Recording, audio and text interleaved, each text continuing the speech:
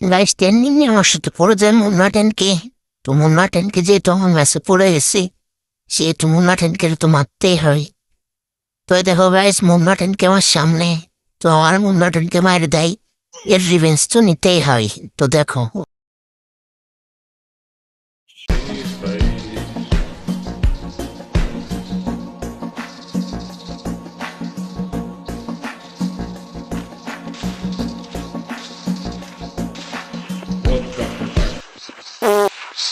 তো গাইস, মুন্না টেনকে মারে কিন্তু আমিও কিন্তু মারা যাই।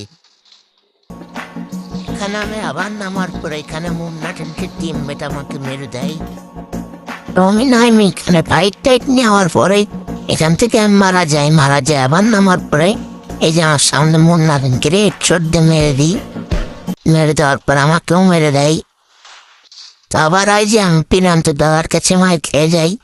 তোমার যে করে বড় বড় ইউটিউবার আছে সবগুলো কিন্তু আমার সাথে পিনে পড়ে যায়। তো দেখো পিনান্ত দাদার খেলা। আবার মামি আবার আমার নাতেনকে আমাকে হেড শুনতে ফেলাই দেয়। মা রিভেন্স নিচ্ছে, আমার নাতেনকে তো আবার রিভেন্স নিতে খুব ভালো।